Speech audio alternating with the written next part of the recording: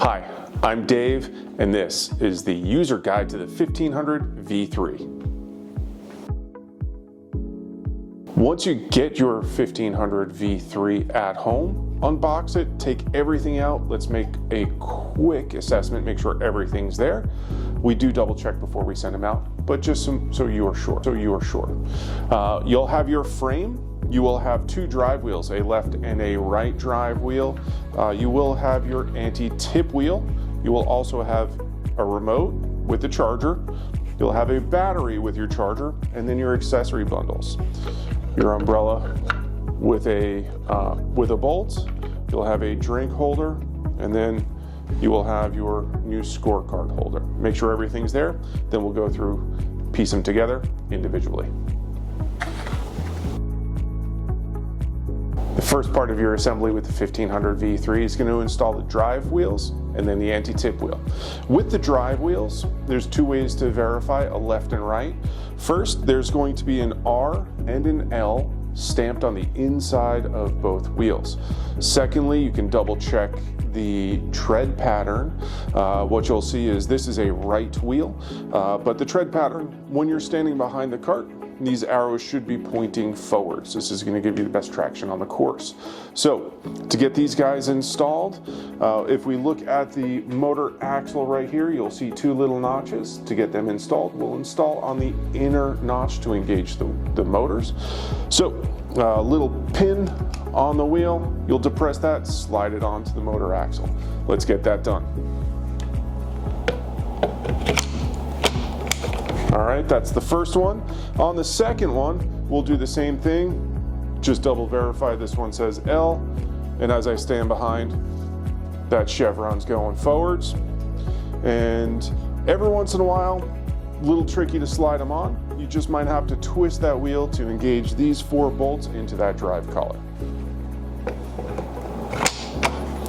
All right, now that we've got both of those installed, we'll kind of flip the cart around a little bit, kind of show you where we're going to install that anti-tip wheel. On the anti-tip wheel, there is going to be a notch here that will engage with the pin that is right here. To get this guy installed, we're going to pull out the pin, slide in the wheel, and engage that pin into that bar. You will hear it lock in. We are good to go. All right, on to the next step. Next, we're going to talk about unfolding the lower and upper handle and how to get them set. So first, let's get the lower handle in the vertical position. To do that, we have a locking pin right here. We'll pull that back. We will pull back that locking pin, raise that lower handle. When you're near vertical, you can release that locking pin, and as you keep going, you'll hear that lock pin snap into place, then you know you're engaged. The next step would be the upper handle. To do that, loosen the knob, raise that handle to the spot that you want, and then give her a tighten. All right? To install the battery, we're gonna put it right here on the tray. First, open up the Velcro closure, take your battery, slide it down onto the tray underneath that Velcro closure, tighten it down so it stays firmly in place. It can't go forward or backwards because of the lip of that battery tray. Now you'll take your battery cable itself. You'll see a red and black connector in there. It'll match up with the red and black connectors down on that lower handle, and we'll just match up red to red, black to black.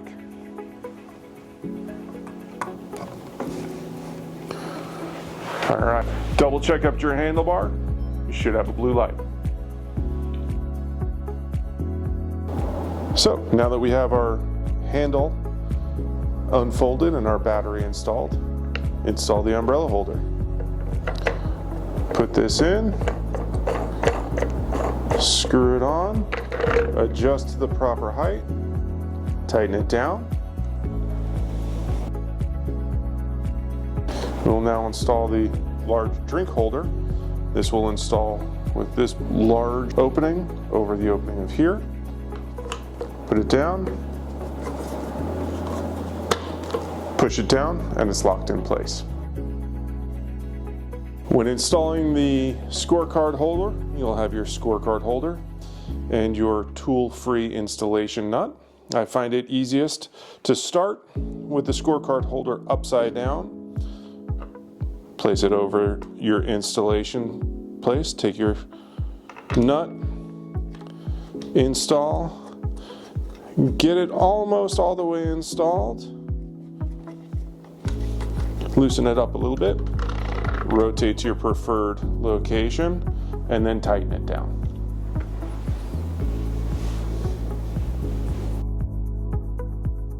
Let's look at how we install the LUX accessories when we unbox our 1500 LUX Edition cart.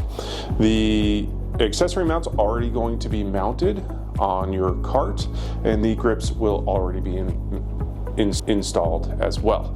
What we'll need to do first off is get our multimedia holder installed.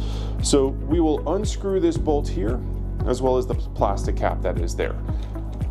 Some of these carts may or may not have that plastic cap. If you don't have it, don't worry, we're not going to reuse it. So we will unscrew that bolt, take the plastic cap off, set that aside. On our multimedia holder, we'll notice a little hole in the back right here. We're just going to slide that bolt straight down in there. We'll take the 5mm Allen key that you received in your toolkit, place that in there, align it, screw her in. All right, and then once you find a happy spot, you can give it a little twist, and now we're good and snug. Next up, we'll install the umbrella holder. This guy's super simple. You'll see teeth on one side and bare side on the other. We'll install the teeth towards the teeth that are installed on the accessory mount. Align, screw in your bolt at the end, and then place in line with your upper handle for the time being. When you do unfold your upper handle, you can loosen the bolt, slide up and down to your preferred position, and then lock it back down. And then to mount your included water bottle or your sand and seed holder, first remove either the bottle or the sand and seed holder from the included large or extra large drink holders. Next, on the double mount, you'll notice that there is a spot on the inside and outside on both the left and right side of that. For the water bottle mounts, use the outside spot. And so, best bet, put the large around the dots, push down. All right, it will lock into place. You can add your sand and seed or your water bottle. When installing your bag, it's best to install the lower bag strap before the upper bag strap. Helps ensure that everything's locked in place. So, first step, rest the bag on that, on the lower bag rest, slide it into place. Grab your bungee, wrap it around your bag, and engage with the hook. For the upper bag rest, we do the same thing. Wrap the bungee around the cart and engage with the hook.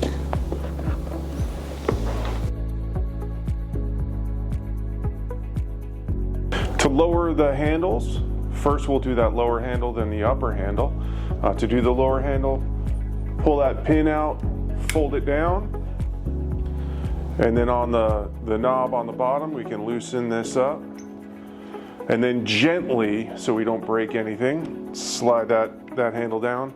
And then for storage, I like to just tighten it back up, just so things are nice and tight when we're transporting it. This is our upgraded 10.4 amp hour battery. Big upgrades to this guy is these have replaceable battery cables in both the Anderson and XLR cables, so you can get these guys replaced at home. They are a wear item, typically should be replaced every 2 years or so.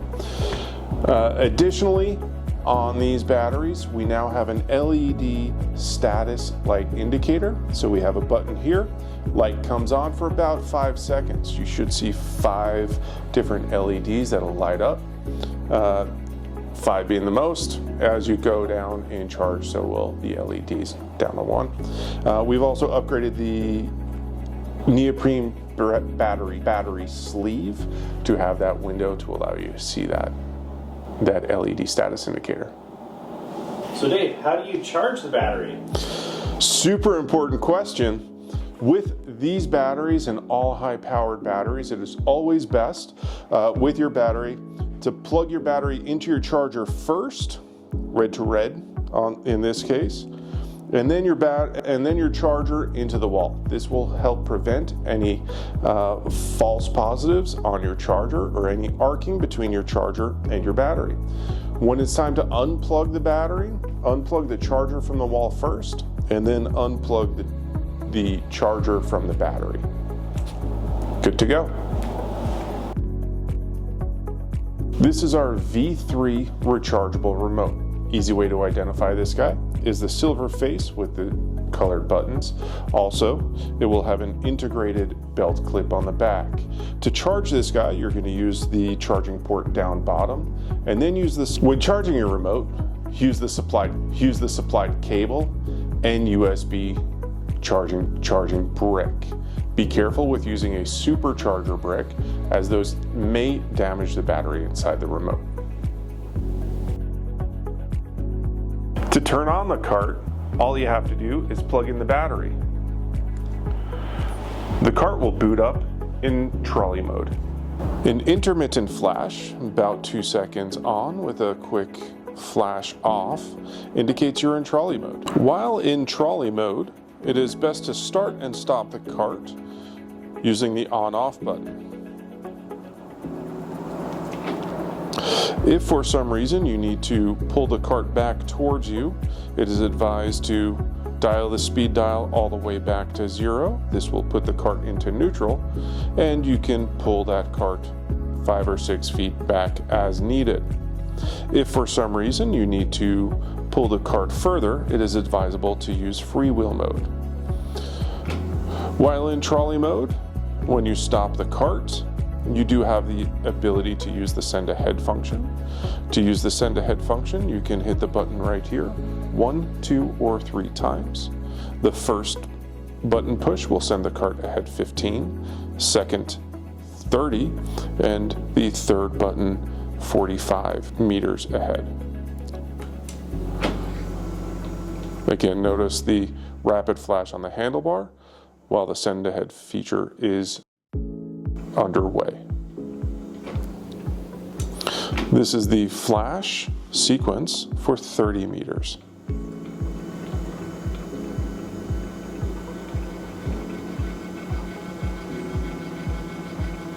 To turn on your remote, hold down the 2 blue buttons. We should see a blue light flash 3 times in the upper left hand corner. Now that the remote's on, please note that the remote will always take primary function if the cart is in trolley mode. So, if you are in trolley mode and you give the remote a forward or reverse or left or right command, the remote will take precedence. To go forward, you can hit the upper black button once. It'll start sending the cart forward. You can hit the button multiple times to increase your speed. To slow down your speed, you can either hit the lower black button once or multiple times to reach your desired speed. To stop the cart, use the yellow stop or roll to stop button. This will put the cart into neutral. It is best advised when on a hilly course, when you stop the cart, to use the lower parking brake. If you would like to use the preset speeds, 1, 2, 3, and 4, they are increasing in speed, so 1 being the slowest, then 2, 3, and 4 being the fastest.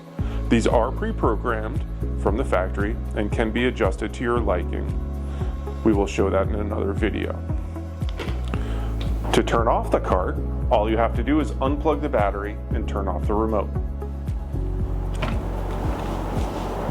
To turn off the remote, hold down the red parking brake for 3 seconds. We will see a red flashing light. Your remote is now off. Let's discuss the lighting sequence that you will experience at the handlebar. A solid blue light indicates you are in remote mode. An intermittent flash, about 2 seconds on with a quick flash off, indicates you're in trolley mode. While in trolley mode, it is best to start and stop the cart using the on-off button. If for some reason you need to pull the cart back towards you, it is advised to dial the speed dial all the way back to 0. This will put the cart into neutral, and you can pull that cart 5 or 6 feet back as needed. If for some reason you need to pull the cart further, it is advisable to use freewheel mode. While in trolley mode, when you stop the cart, you do have the ability to use the send ahead function. To use the send ahead function, you can hit the button right here 1, 2, or 3 times. The first button push will send the cart ahead 15, second 30, and the third button 45 meters ahead. Again, notice the rapid flash on the handlebar while the send ahead feature is underway. This is the flash sequence for 30 meters.